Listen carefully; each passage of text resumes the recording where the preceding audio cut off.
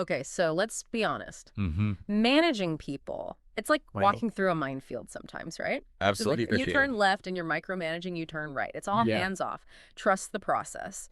So how do you actually do this thing Right. called managing people? Oh, Well, exactly. we're going to dive deep today into a classic. Yeah. First, Break All the Rules by Marcus Buckingham and Curt Coffman. Love that book. And we're using the book Ginger Summary to Oh, nice. pull out the really, really juicy bits to help you build a team that actually gets stuff done and feels good about it. Absolutely. Now, get ready to have your mind blown because some of the stuff goes against everything we've been taught about managing people. For sure. So one of the things that totally jumped out at me was this idea that all those traditional ways we measure success, sales figures, deadlines, those kinds of things, first break all the rules. So those might be totally missing the mark. Yeah. One of the most fascinating things this book does is it throws out those traditional metrics that we're all so used to. Right. Sales figures, project deadlines. The usual suspects. Yeah, the usual suspects. Exactly. And instead, Buckingham and Coffman say, focusing on those might be completely missing the point. So then what, do we measure employee happiness? That seems a little fluffy, doesn't it? Well, not exactly. It's about engagement. Okay. Are your employees showing up with their A game? Right. Or just going through the motions? Oh, yeah, just clocking in, clocking out. Yeah, exactly. Yeah. So first, Break All the Rules argues that engaged employees are the ones who drive real sustainable success. Makes sense. And there's data to back that up. Okay, I like data. So remember those 12 questions Gallup uses to measure employee engagement?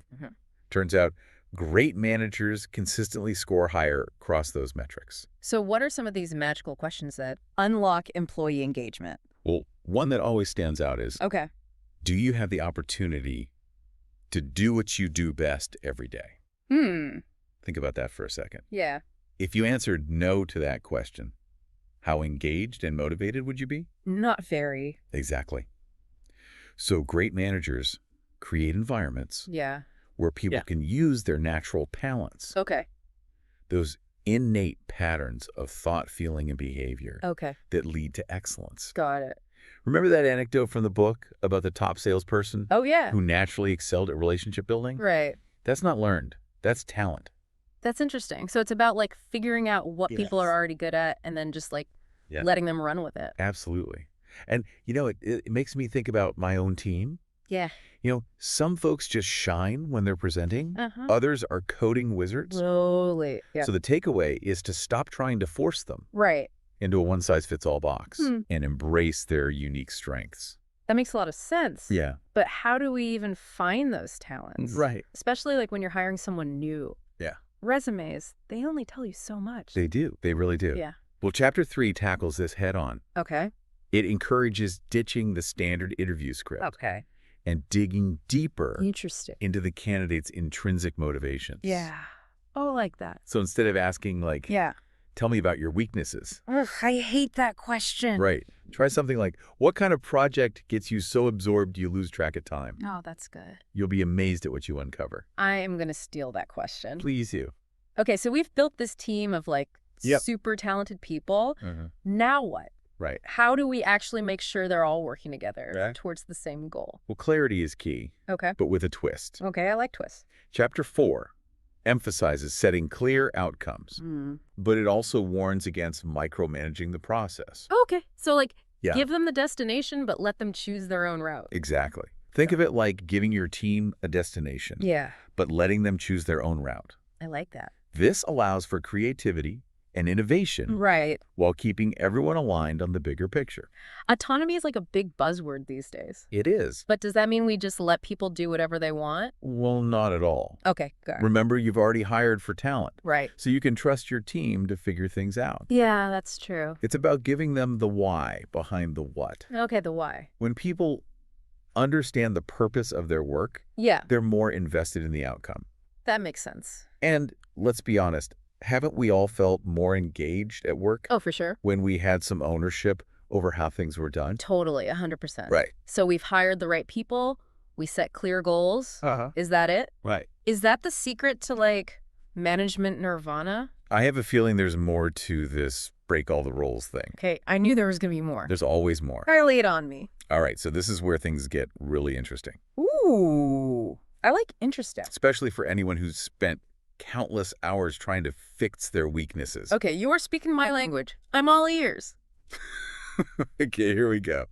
So Chapter 5 throws out this, radical idea. Okay. What if instead of trying to fix weaknesses, we focused on amplifying strengths?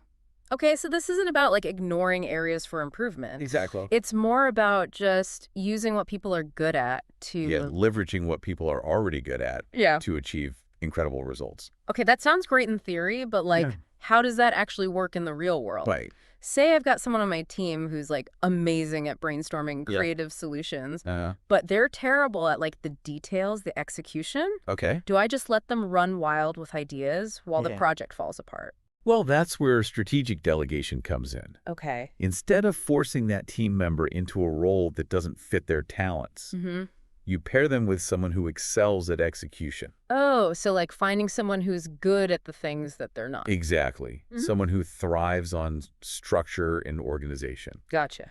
It's about building a team where individual strengths complement each other. I like that. Yeah, it's like a puzzle. It is. Yeah. It's like putting together a puzzle. Yeah. And remember focusing on strengths. It's not just about task allocation. It's also about how you give feedback. That's a good point. Instead of pointing out all the things they did wrong, highlight what they did well and how they can leverage those strengths to improve even further. That's really good advice. Yeah. I think I'm definitely guilty of focusing on the negatives too much. I think we all are sometimes. It's easy to fall into that trap. Okay, so what happens if someone's strengths just don't align with their current role at all? Do we just shuffle them around the company till something sticks? Well, it's not about randomly assigning people to different departments. Okay, good. Chapter 6, Find the Right Fit, emphasizes the importance of ongoing conversations about career aspirations and development goals. So actually talking to your employees. Exactly. Check in with them regularly. See what they're interested in, what they're passionate about. And maybe there are ways to adjust their current role. Right. Maybe there are ways to tweak their current role. Yeah. To better utilize their strengths. Okay. Or maybe there's another opportunity within the company that would be a better match. That's a good point.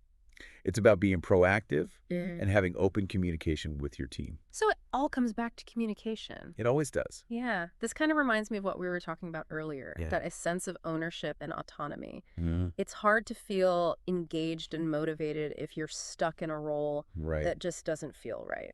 That doesn't light your fire. Yeah, exactly. Yeah. But then how do we balance that individual focus with the overall needs of the team and the organization? Yeah, that's a great question. It can't just be all about personal fulfillment, right? Absolutely not. Okay. And that's where great leadership comes in. Okay. It's about finding that sweet spot where individual strengths are aligned with the team's objectives and the company's mission. It's like finding that perfect Venn diagram overlap. It is.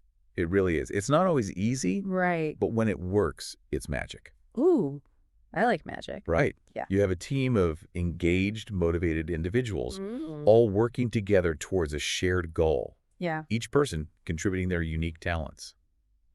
That's the dream. It is. It's a beautiful thing. So we've talked about hiring for talent, setting clear goals, focusing on strengths, finding the right fit. Yeah. That sounds like a pretty solid management playbook. It's a good start. But is there anything else we need to know to actually put this into action?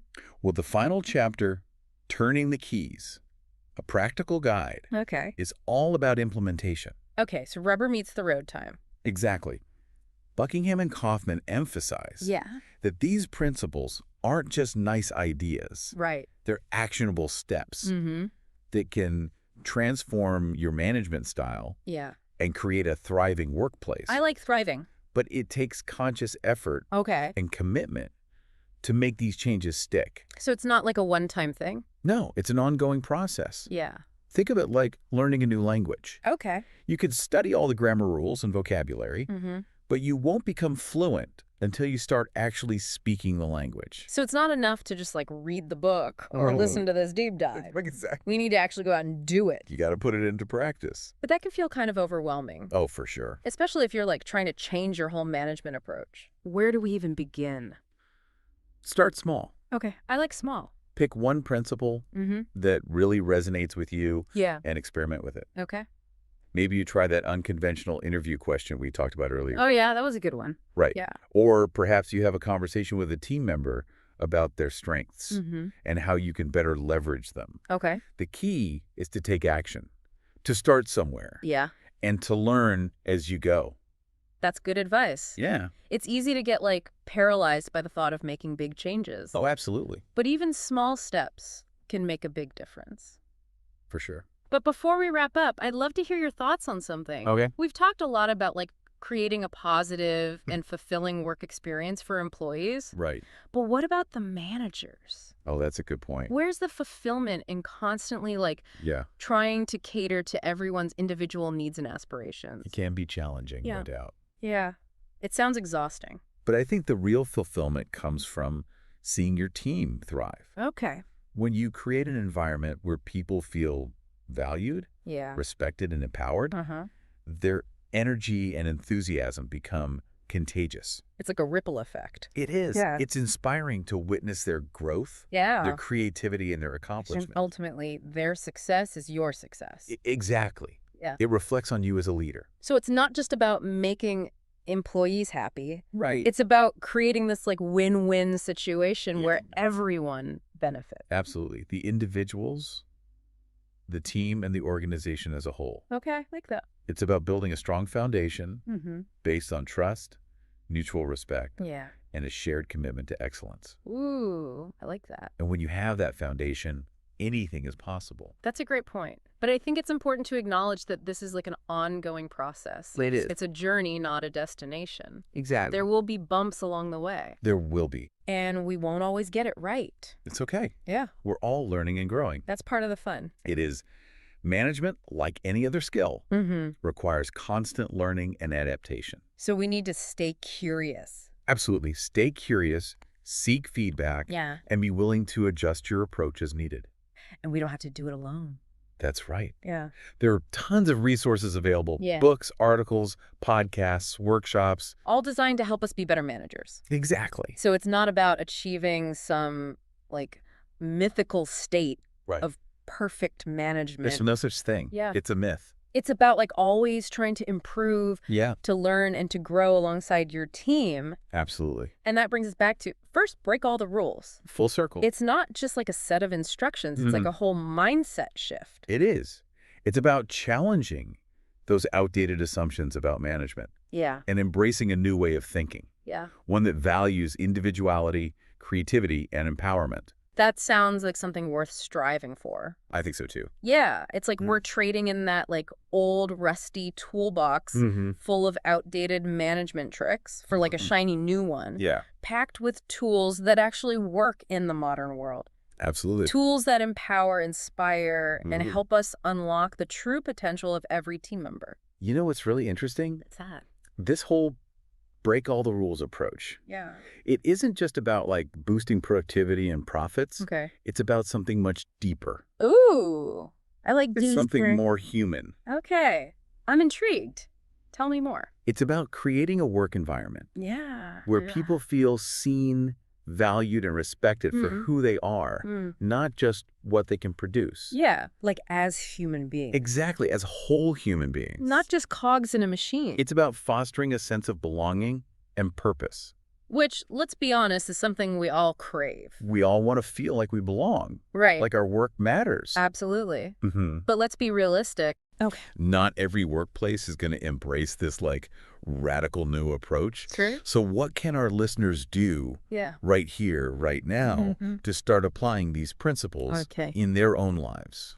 I'd say start by reflecting on your own experiences. Okay. Think back to a time when you felt truly engaged and energized at work. Okay. What were the conditions that made that possible? Yeah. What was it about that job that made you feel so good?